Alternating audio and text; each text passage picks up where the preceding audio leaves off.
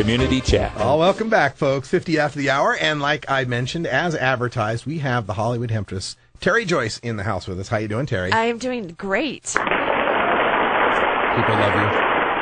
So, Tere Joyce is the hostess of the Hollywood Hemptress Hour, but you're now here in the Pacific Northwest, as we mentioned earlier, because you can. Because I can. Because I wanted a change. I feel that Los Angeles, I don't know, it's kind of dog eat dog down there. You know, I mean, it really is. And I looked around, I went all the billboards and the concrete, and I was like, I'm not vibing this game. And it's not that I don't like television or comedy or art in any way, shape, or form, but I just really felt that it was just like there's something about it that's like it's missing a little bit of soul.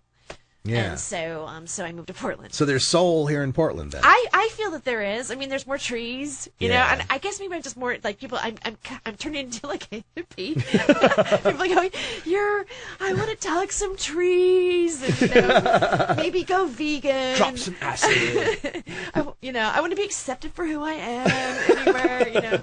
Portland will do that to you. It's a fantastic place to be. It's becoming quite a comedy mecca. And of course, people will know you from your stint on Last Comic Standing, the inaugural season. Yeah, I was first. It's exciting to be first season. Yeah, yeah. You're in that Kelly Clarkson, Adrian Curry. MTV, first, Real World first. I like that. Also, and not to brag or anything like that, but our season was nominated for. An Emmy. It was Emmy Award nominated. Wow. It was the only season that was. It was that year where reality television just this huge boom. They had a big in 2003 where they had 100 reality television stars like parade on the Universal Amphitheater, and we did that. And it was so bizarre. It was like Joe Millionaire. And, the Survivor people party like animals. They go, I'm on Survivor, and they're like, not for long. Yeah, I'm like, wow. And so, of course, after the Last Comic Standing, you had, of course, the well-publicized affair with President Clinton. Yeah, I did. Yeah, but that's secretive. No, sorry, wrong notes. Sorry. He's the first person who really turned me on to weed. I did not inhale. Yeah. But I ate the shit out of brownies. Well, there's a picture on Facebook that was going around where Clinton and Hillary look really hippie-like. Oh yeah. And I'm like, fraud. You were just trying to fit in then. So what about our current Schumer in chief, Barack Obama? Yeah. He not only said he inhaled, but did so frequently. But now we've got all this, fighting against medical marijuana dispensaries. I mean, you were in a raid before the Obama administration, right? It was during Bush administration, right? During Bush. Yeah, and that's what kind of galvanized you into being an activist. activist. Absolutely. I was like, what? They can point guns at you? Really Pollyannish, like, but I voted for this. That was the whole, yeah. How can they do this? I was shocked. Yeah. Yeah. It will change some lives. And since then, you've been, quite involved in activism. You've been working with the JQT and a bunch of other activists there in California. I did Occupy. I worked in the media. Was in the media department on Occupy. I'm on a list, apparently. Oh, really? Yeah. I go, well, great. I always wanted to make the list. It's the only way I can think about it. I don't know if it's true or not true, but here's a recommendation. If you ever do anything with activists, do not wear red. Do not walk around in a red hat or cap or whatever, because you don't blend in. So, there's a reason why they have the mask on, you know? And so then a friend of mine, called me up and he said, he's got connections to the 1% or whatever, and he goes, his mom works for the 1% apparently, and he calls me up and he goes, you're on a list. They have pictures of you and everything. And I'm like, what? And he's like, yeah, maybe you shouldn't drive your car to Occupy, or and he goes, and maybe just change your looks. And so I bought this wig that I call it my Goldie Hawn wig, and I went to another protest and I'm thinking, I must look different. They go, hey Terry, how's it going? I'm like, no, I'm in disguise. It's kind of like one of those things where you're like I have to look like a drag queen just to stand up for my civil rights. That's a crazy world that we're living in, but fighting for the end of marijuana prohibition is definitely something that we're all cool with here. You're now part of Atomic Comedy network? Yes, yeah.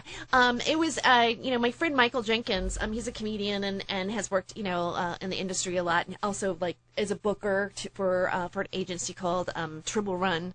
The Tribble gigs that's like kind of where a new comic cuts their teeth. Okay. Where you might like you go and you're in demographic, like there's cowboys, and I'm not saying cowboys are not okay. I got to tell you something about cowboys now. Cowboys are really into pot. Yes. I mean, I went to Longview. It was Idaho, New Plymouth, Idaho. I know of New Plymouth, and, Idaho. total cowboy bar. Mm-hmm. And I went up there and I talked about weed, and they were just like, yeah. I mean, like I go, really? And then afterwards, really? They go, you want to go smoke out? I'm like, yeah, And I even was given a gift. They go, we grew it, and I'm like, man, thanks, man. And I was just like, wow, this is like. I felt like there's definitely something that's changing that wasn't like before. Yeah. It was that way for me in Idaho. Of course, I was playing music in the day, but New Plymouth, Weezer, Mountain Home, all these what you would think are kind of farmer, rancher, cowboy, redneck towns.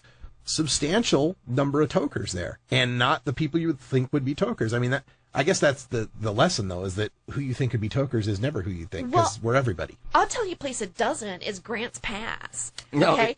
They smoke, but the venue I went to, because the woman who booked me, I don't know why, she took my avatar that has a little pot leaf on it that's, for the show, and she used that rather than the headshot, and the manager got really pissed. Oh. And he goes, that can happen. And then they took a decal sticker, they retook the flower and stuck it on there. And so when I went there the first night, I saw the poster, how they altered it, and I go, that's freaking hilarious. So I took a picture of it, and I put it on Facebook. I go, look what they did. And people were going, blasphemy. How could you? Grants Pass, Oregon. That's amazing. I mean, they grow some really good weed in Grants Pass. That's what I heard.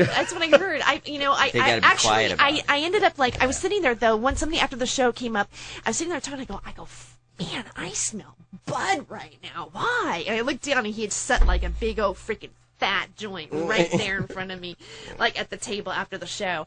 And I took a picture of it. It was so beautiful, and it was great. That's fantastic. Excellent.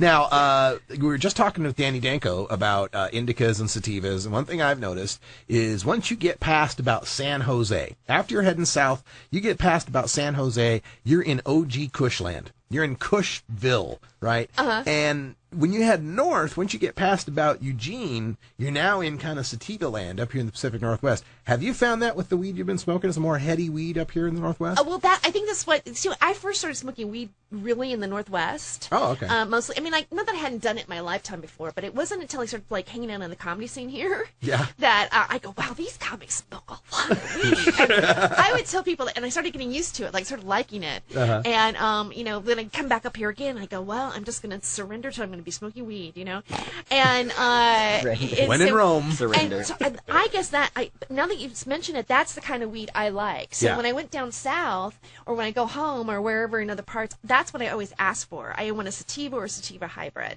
Not to say that I don't like indicas, but you can't function on it really very well. Well, there's a difference. There's some people with I found that ADD or ADHD, they have an opposite effect. So I've worked with the medical community a lot, and I'm actually one of those people where the indicas get me up and the sativas knock me down. Yeah, so just something to keep in mind for the few of us out there. Yep, you're like those. Same with kids with ADD. You give them Ritalin. Yep. It's an amphetamine, and it calms them down. Everybody else, it makes you like popcorn. You like popcorn? I like popcorn. You like salt on your popcorn? I like butter on my popcorn. You like popcorn? I don't like popcorn. Hey, that sound means that's all the time we got for this first hour, but we're going to take it into hour two. We'll take your calls here at 971-533-7111. We're hanging out with Tere Joyce and Brian the Red, so we'll just continue having some fun. It's a Friday. I'm kicking ass in the NCAA brackets, and we're doing some live Herb Thrasher tonight at the Red Room just down the road here on 82nd Avenue. Check it out tonight, 8 p.m. Pacific Time. For Tere Joyce and Brian the Red, I'm Radical Russ. Thanks for joining us, and until next time, take care of each other, tokers. This is the Russ Belville Show. The Russ Belville Show is blogging and podcasting daily at radicalruss.com. it, you dry it, you roll it, you smoke it. You take a seed, you plant it, you grow it, you dry it, you roll it, you smoke it. You take a seed, you plant it, you grow it, you dry it, you roll it, you smoke it, and it goes down.